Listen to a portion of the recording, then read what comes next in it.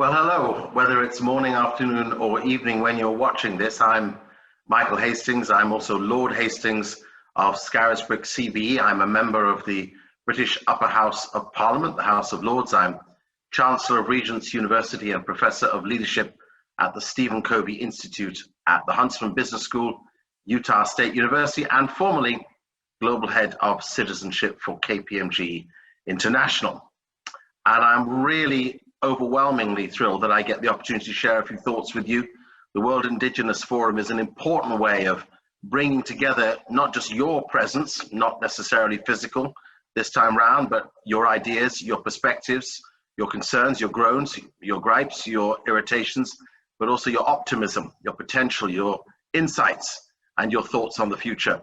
I've had the privilege genuinely of sitting on the ground in the dust with a remarkable group of First Australians, some would say Aboriginal peoples, but to be alongside First Australians in Darwin and also in Perth, in Australia, to be meeting with parliamentarians from a First Australian Aboriginal background, likewise in Sydney, to be part of setting up the first technical exchange of a communications company between KPMG Australia and an Indigenous technological innovator. Wonderful. And to be in Maori ceremonies in Auckland, in New Zealand.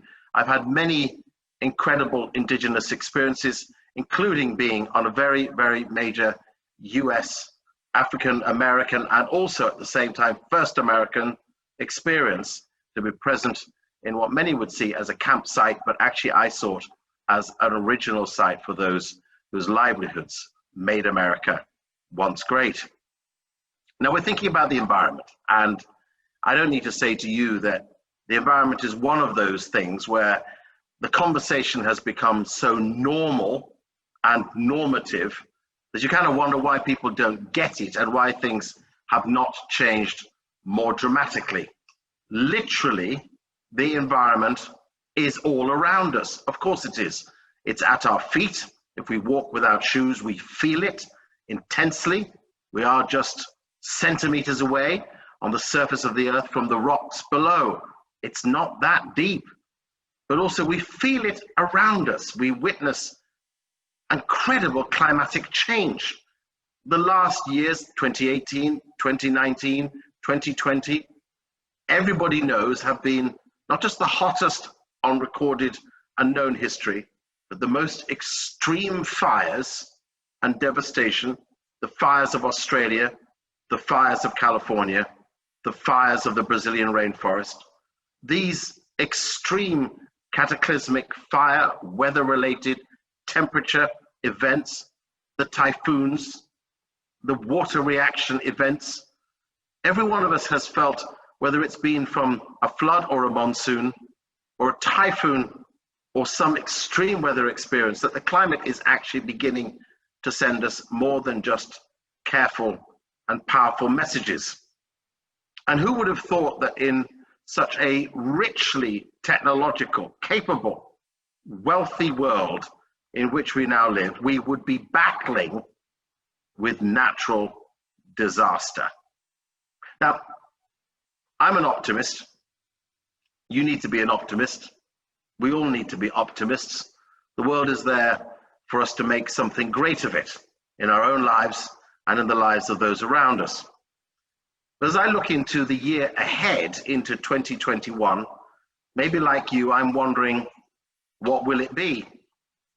Normally, every year, The Economist newspaper, a great international journal of accurate journalistic record, produces an assessment document, the world in 1980, the world in 1990, the world in 2020.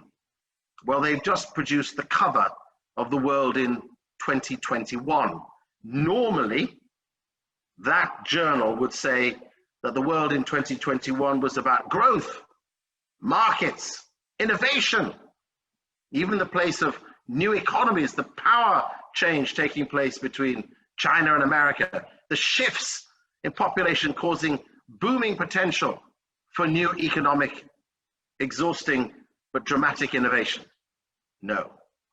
The world in 2020, says The Economist, It's going to be about vaccines, the world economy and its stress, and geopolitics, how nations are more in conflict with each other by ideas, if not necessarily by physical aggression. We are in the most unsettled and uncertain of times. But while we're being uncertain, the world around us, the environment, the reality of the air, the land, the sea, the water, the natural ecosystem is not taking time to give us a break. Now, as an optimist, I do believe sometimes good things come from bad events. And I came across this story which I want to tell you because it relates to something so many of us will day to day experience. In April 1815, there was a major eruption, a volcanic eruption on Mount Tambora. It's in what we now call Indonesia. It was one of the largest ever recorded volcanic explosions. A vast plume of dust and ash spread around the world, blocking out the sun, reducing global temperatures. In China, the cold weather killed trees, crops, and water buffalo. In North America, a dry fog reddened the sun, and there was summer snowfall in New York. Riots and looting broke out in Europe as harvests failed. Food prices soared, and tens of thousands of people died from famine and disease. Horses starved or were slaughtered as the high price of oats forced people to choose whether they feed themselves or their horses, their animals. The last predicament, the food crisis for people, prompted a German innovator, Karl von Drais, to devise a personal transport machine. You see, the horses weren't there anymore, so how would people move goods around? A personal transport machine to replace the horse, a two-wheeled wooden contraption, which was literally called running machine. Sitting on a saddle, Drais propelled it by planting his feet on the ground and pushing every few minutes while steering it using a tiller. A demonstration ride in which he traveled 40 miles in 4 hours showed that it was as fast as a trotting horse and could be powered by its rider without much effort. Well, this was, you've got it right, from 1815 to 1817, the creation of the bicycle. Now, the world turned round. By 1817, there was a bumper harvest. People were full of enthusiasm, and there was excitement about the new contraption, and it moved from wooden wheels to metal wheels, of course, to tires. It took shape, it added pedals, and now so many of us have got them. But at the time, the bleakness of the crisis was savage. There's a lot of thinking about resetting the world economy.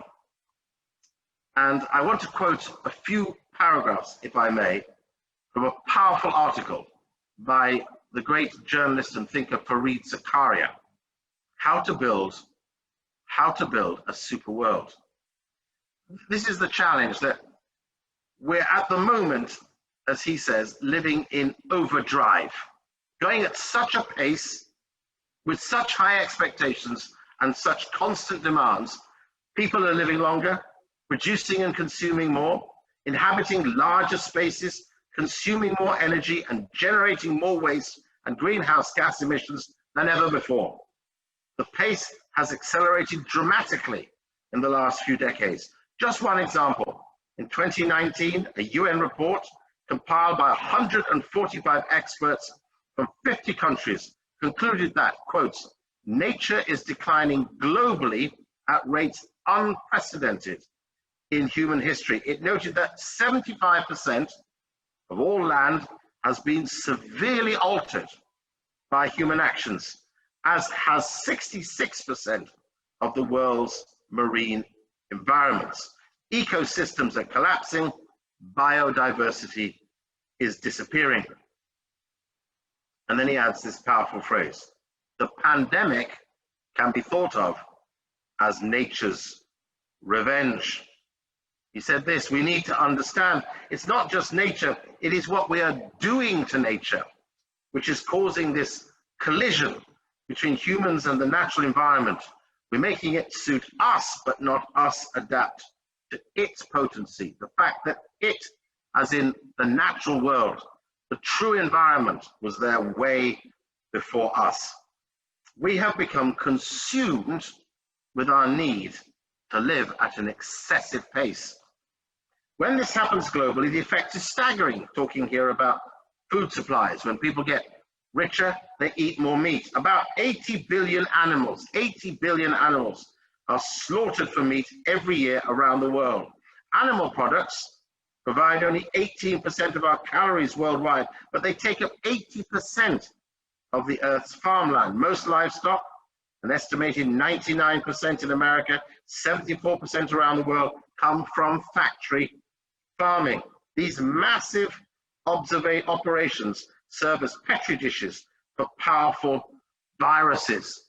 Our need to consume meat, our need to have what makes us feel that we've got what we want, is driving this sense of chaotic, environmental, communal, and disease disorder. We're tempting, he says, fate every single day. We're watching the effects of climate change on almost every part of the natural environment. It is bringing a warmer climate to more of the world. It is creating more inhospitable conditions for all of us to live in, but more hospitable conditions for disease to flourish. It's turning land, vast areas of land, 23 hectares every minute, into desert. 23 hectares every minute, 57 acres into desert. In 2010, the man who heads the UN organization's effort to combat desertification called it the greatest environmental challenge of our time, warning that the top 20 centimeters of soil is all that stands between us and extinction. 38% of the world's surface is at risk of desertification, some of it caused less by global climate change than more by something easily preventable: the over-extraction of water from the ground. Now, when you hear these facts and you see these realities and you experience these events, of course, indigenous communities have known this, not for decades, not just for hundreds, but for thousands of years. The world is a gift to us. It is not our possession. We are but temporary inhabitants. Our time will pass, but it must persist. So we are really genuinely here as stewards, and all of us have a duty to protect the environment which gives us life itself, literally our oxygen and our water. Scarisbrick concludes like this: this is a gloomy compendium of threats, and even given the unstable nature of our international system, it may seem that our world is terribly fragile, but it's not. It's not. Another way to read human history is to recognize just how tough all of us can be. We've gone through extraordinary change at breathtaking pace. We've seen ice ages and plagues, world wars and revolutions, and yet we have survived. But we have to recognize the ever-present greater risks we're taking and act to mitigate them. Modern human development has occurred on a scale and at a speed with no precedent. The global system that we're living in is open and dynamic, which means that, of course, it has very few buffers. Things will travel between countries and communities. Great benefit, great vulnerability. We are not doomed, he says. The point of sounding this alarm is to call people to action. But the question is, what kind of action?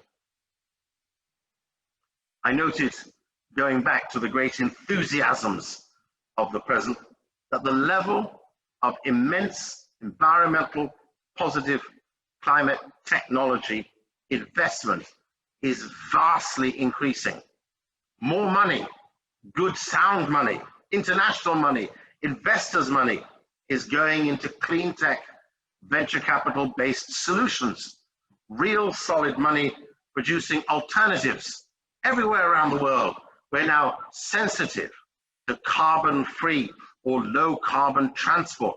We're sensitive to plastics in a way that we were never before, and packaging in a way we were never before. We think again about the excesses of the steps we make.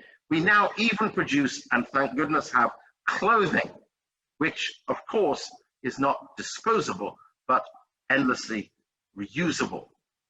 And I noted a fascinating graph showing that in 2010, just 10 years ago, the global value investment in clean technology was roughly around $10 billion.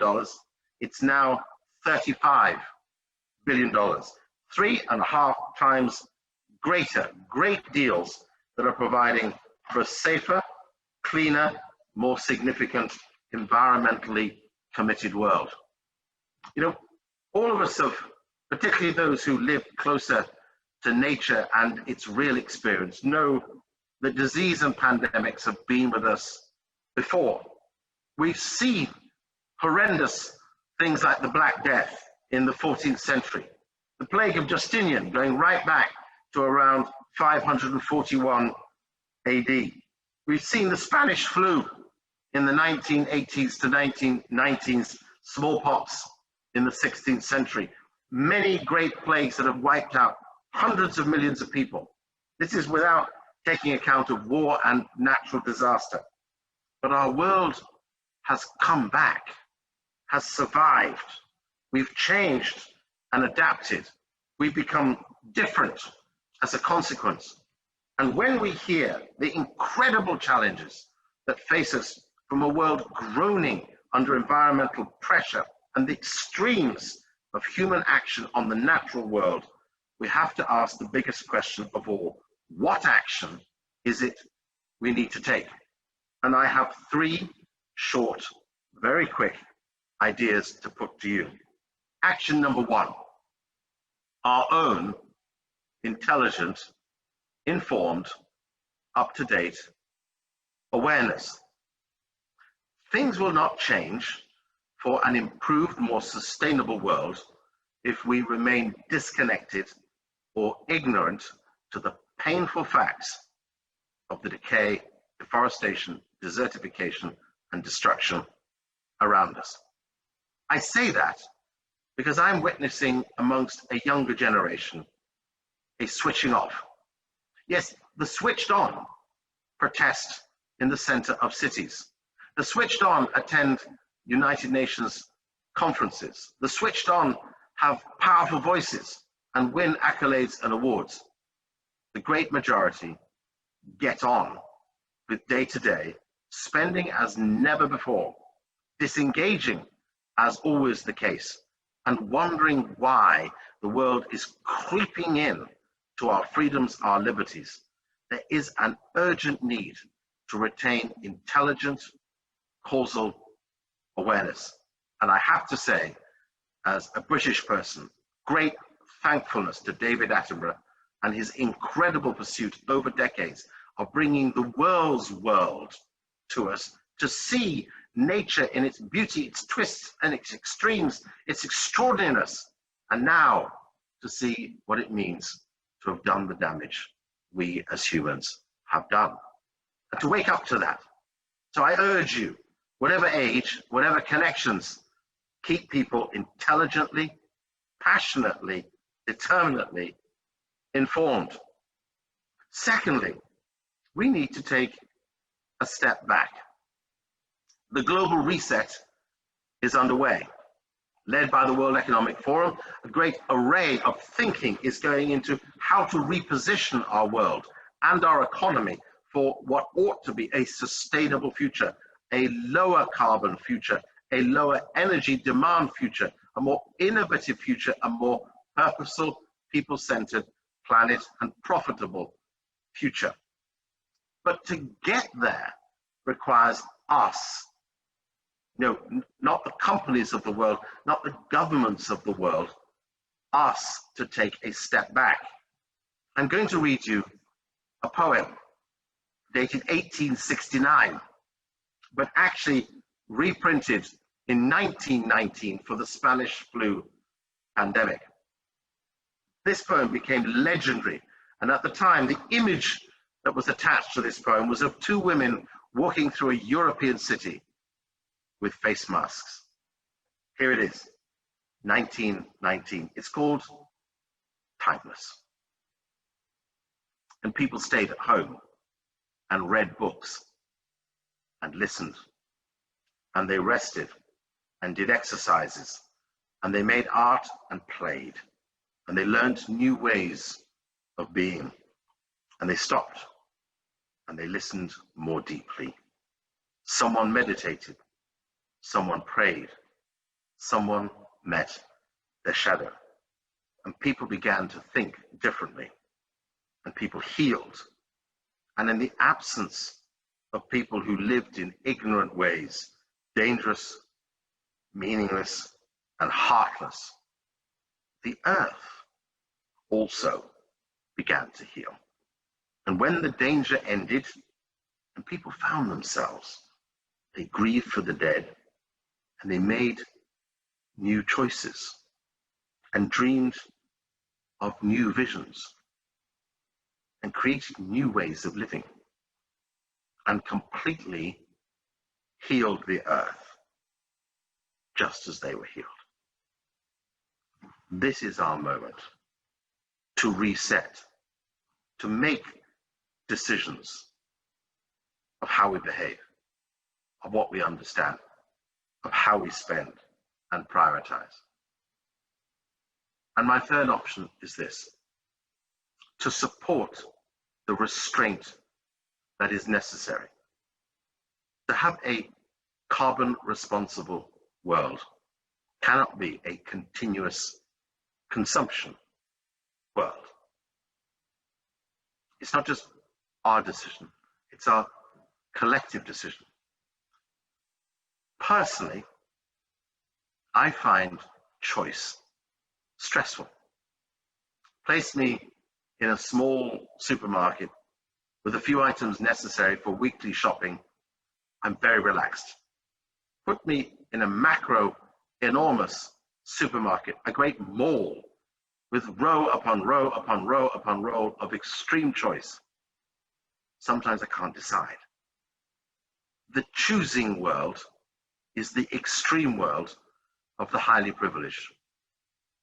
It is time to pull back to us, our understanding of value, to our world and its priority, and to reducing our choice so that we can give freedom to those who don't yet have it. Remembering this, the greatest shifts in population in the course of the next 40 to 70 years will take place in already the hottest place in the world, in sub-Saharan Africa.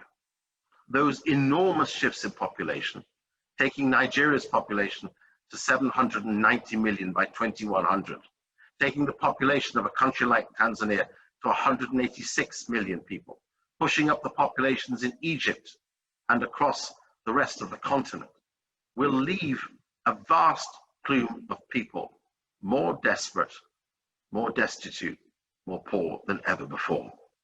Our interconnected world, our world of common climate, our world of common disease, but our world of common innovation, our world of common opportunity, our world of common water, our world of common air requires a new commonwealth.